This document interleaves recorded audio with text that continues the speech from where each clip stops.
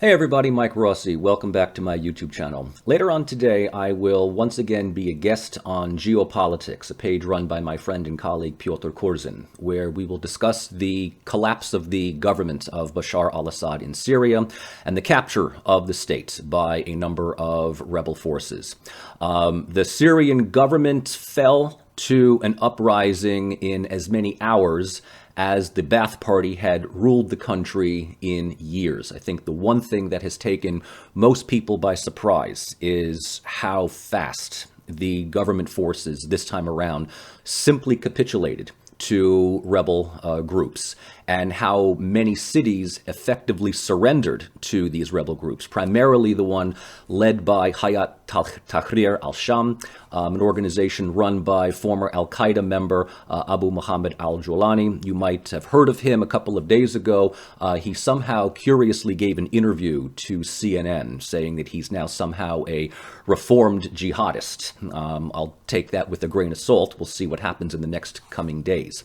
What we know right now on the ground, a little bit after 10 a.m. New York time, is that the Syrian government has surrendered and the whereabouts of Bashar al-Assad are still unknown. We don't know if he's alive or dead. If we know that he had apparently boarded a plane flying out of Damascus, and then the radar that tracked the plane, if this is him on the plane, suddenly disappeared.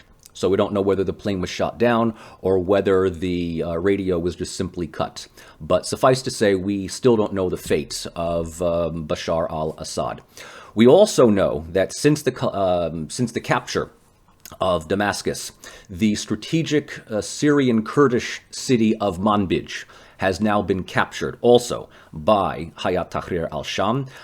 This is a major victory for Turkish President Recep Erdogan, who really seems to be the major victor at the moment, considering that it was his initiative to push for some kind of regime change within Syria.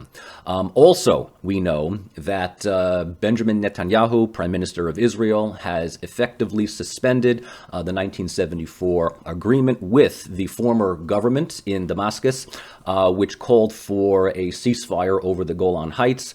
There is pretty much indication that the Golan Heights may very well be annexed formally to Israel, with the creation of an additional buffer zone beyond that to keep out any of the rebel groups that would threaten Israeli security.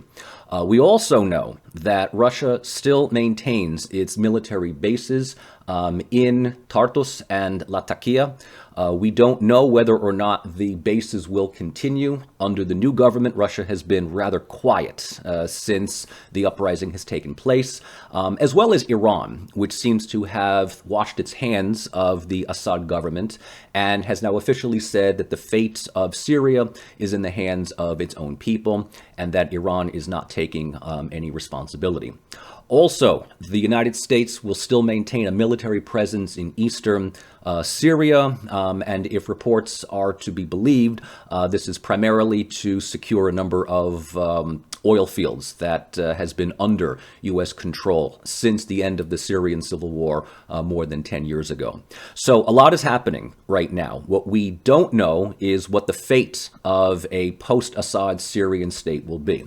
Personally, as far as I'm concerned, and unless I'm very, very wrong, nothing good will come out of this. Say what you want about the Assad family, about the Syrian government that his family had run for 60 years, but all signs look to Syria becoming the next Libya, especially if the country is carved up into a number of fiefdoms controlled by various countries: Turkey in the north, Israel to the south and southeast, Russia to Syria's west, and the United States, wherever it happens to be.